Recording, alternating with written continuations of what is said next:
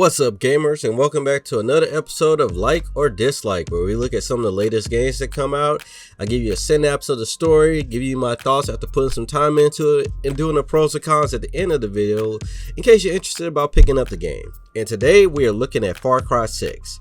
Now, this game is the 6th Far Cry game, and for a lot of people, they're going to love it. Some people are not going to like it because it's still a Far Cry game, but you can tell they try to do a couple of things to make it stand out. So, pretty much Far Cry 6 is a first-person shooter set in an open-world setting. Now, this game in the series takes place on the islands of Yara, where a dictator is trying to restore the country to its power by whichever way he sees fit. And I don't really want to go too much into detail because it does dive into the story. But you play as Danny, a character that's trying to escape the country with your friends, but they get killed along the way by the dictator's forces. Now, you're so angry by this, you decide to join the guerrilla forces that are trying to take him out of power. As you travel across the island, uniting other rebel groups to your cause, while fighting his forces and his allies. And that's the gist of the story. I don't want to go into too much because it does dive into a lot of crazy things going on.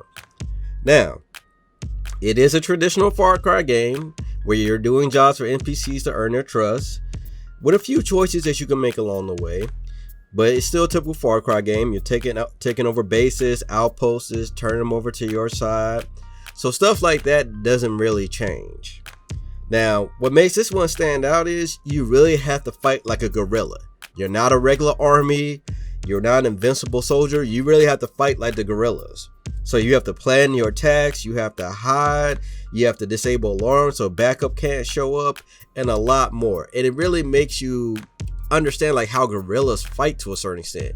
Like, they have to scope out everything and they have to plan their attacks. If they get attacked, they gotta run back to a certain area. Like, they have in this game, they have trails that they use to go to traverse around the island so the enemy can't see them. So it really makes you think about how you play the game. And like I said, if you go playing through the game thinking that you're invincible, that no one can take you down, you're gonna die very fast, very quickly, and a lot. So keep that in mind. Now, you can befriend animals that will help you in fighting too. Kind of was similar to the other Far Cry games when you had your friends for hire and fangs for hire. This is very similar to it. Now, what's unique about these animals are some are more on the stealth side and some are more on the loud attack and combat side. So it depends on your playstyle, which allies you want to bring, which allies you want to use. Now, as you travel through the jungle parts of the game, you will encounter wild animals that will attack you on sight. Anything from jaguars to wild hogs to mongoose. I think the mongoose are the most annoying ones to me. And they can attack, and they'll attack you.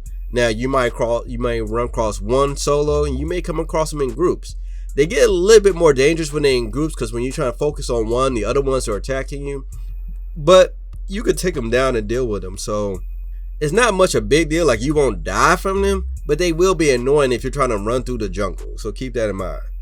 Now, you can get additional weapons and gear by gathering resources to build them. And you have side jobs you can do to earn extra gear, weapons, and uncover secrets as well if you don't want to pay for them to get the gear and weapons. And along with getting these weapons and gear, you can also upgrade them to give them unique perks. You can give them exploding ammo, poison ammo, more armor piercing rounds. So depends on the enemies you're fighting, depending on what weapons you want to equip it on. Now, you have these backpack items called Supremos. They'll more or less give you a super ability when you activate them. Some of them, like before, are offensive, some are defensive, and some are more in a supportive role. So it really depends on your playstyle what you want to use.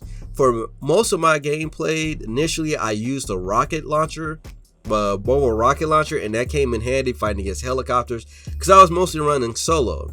But they have some that allow you to move more stealthily, plan out your targets, more that's on a supporter role, being a medic, keeping your allies alive. So like I said, it really depends on your playstyle, and I like that. Now, you have one section of the side jobs where you have to transport an item without it exploding. And this can be very challenging if you're playing solo, but you can play this co-op if you want. Now, it has its own rewards for gear and weapons that you can grind for, that you can, like I said, just grind and have fun. Now that's one thing that kind of made it stand out from the other Far Cry games with this particular side missions. These are completely stand off from the rest of the game. Like I said, they have their own gear, their own currency, so you can grind and get stuff you want out of them. And like I said, if you want a real challenge, play it solo. It is not easy, but you can get it done. But if you play co-op, at least you got somebody that can back you up and pick you up if you go down. Cause like I said, you can't let this item explode. And if it gets in the heat for too long, it'll explode. If you don't keep it cooled off, it'll explode. So that's the real challenging part of it. Trying to keep this item cool while dealing with the enemies and getting back with it.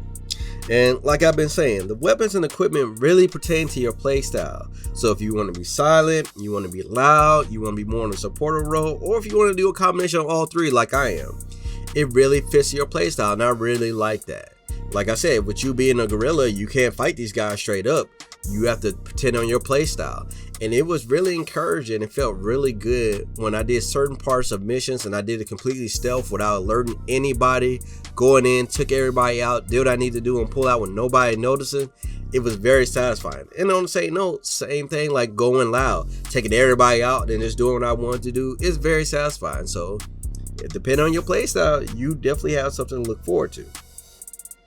Now they do give you a decent amount of customizing the look of your weapons, your gear, and vehicles, but you have to keep in mind, you got to watch out because you can buy additional customization colors, looks with real money in their store.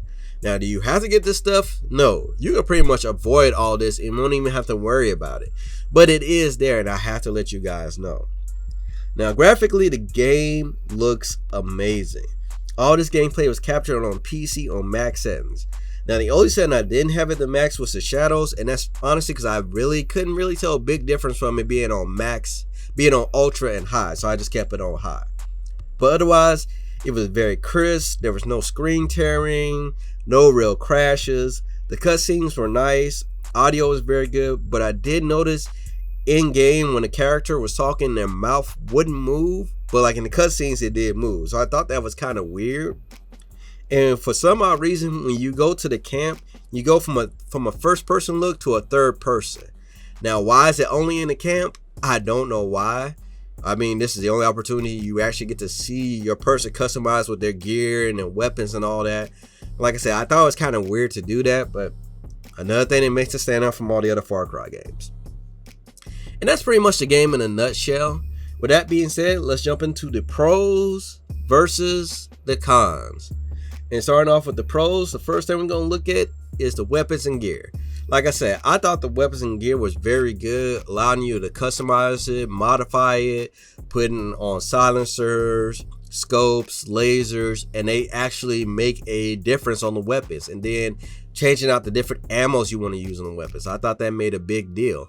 And then what's really cool is you carry all your weapons with you, so you can switch out them on the fly. You don't just have these weapons and you have to go back to camp, switch out. You have them all on the fly. So I thought that was a really good thing. Now, the next pro we're going to look at is the playstyle. And like I've been saying before, it really pertains to your particular playstyle. If you want to be all stealth, if you want to be guns blazing, if you want to be a supporter role, if you want to be a mix of all three, you can really do it in this game, especially with it being in the gorilla sense. And I really like that. Like I said, there were some parts I really enjoyed just going all stealth. And then there were some I love just going guns a-blazing. So I really like that. And the last thing I have to say, which is definitely a good pro, is the driving in this game is much better than the previous Far Cries. Usually in the other Far Cry games, once I unlock the parachute and I can unlock helicopters or planes, I usually fly to my objective, jump out and parachute in. But driving in this one is actually much better. The controls are much better. They're more responsive. It doesn't feel like you're driving a brick. So the driving, when I did drive, is very enjoyable. Opposed to you can see the details of the vehicles that you customize. So the pros done, let's take a look at the cons. So the first con we gotta look at, random enemy NPCs. And I stress it like that because they appear randomly and out of nowhere. You could be attacking a base. If they come by and see the base is under attack, they're going to stop and help and investigate or help with the firefight. If you do not turn off the alarms, and the alarms go off, not only will the backup forces come, but if they're coming and they hear it, they'll come. If you're just traversing across the road and not paying attention, you attack somebody, they will stop and look and see what's going on, and it becomes very, very, very annoying.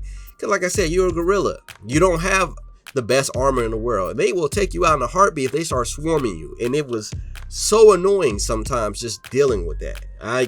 Guys could probably tell my stress in that. So that con done. The next one is a typical Far Cry game.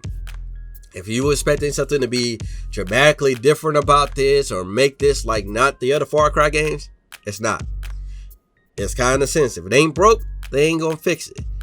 A lot of people like this play style, like this style. Like I said, they did try changing it up by adding new game modes, letting you be more play style what you want, customizing, building weapons. But at the end of the day, it's a typical Far Cry game. You do NPC jobs. You take it over outposts. You take it over bases. A lot of people like it, so why change it? And the last con we gonna look at, I honestly couldn't really think of a real con. So you guys tell me, if you got the game, what you don't like about it. What's something that you don't like about it? Let me know. And that's pretty much the pros and cons of the game. Overall, I'm really enjoying it. I love the challenge of the game. Love that it really makes me think and make me plan out my moves, and really it makes me be more stealth-like. And I'm not usually big on being stealth. I'd rather be more guns blazing, but I like that this game has me being more stealth-like, and I like it. That's pretty much my thoughts on it. Let me know how you guys feel in the comments below. If you guys enjoy this video, hit that like button. Let me know you guys enjoy this video. And if you got a game you want me to check out and do a review, let me know. If you haven't already subscribed, make sure you hit that subscribe button. I talk about stuff going on in the gaming and tech world. I do reviews of some of the latest gaming tech that's out. I do top 10 new games coming out every month and so much more. You make sure to follow me on Twitter and my other social media pages so you can keep up to date what's going on, or if you want to reach out to me. I love talking about gaming, so don't be afraid to hit me up. You can catch me streaming on Twitch. I stream usually every Monday, Wednesday, and every Saturday or Sunday, playing a decent amount of games, good variety of games. So if you want to play along with me or just see some fun games, that's where you can catch me. But this is Proto, and I'll catch you guys in the next video.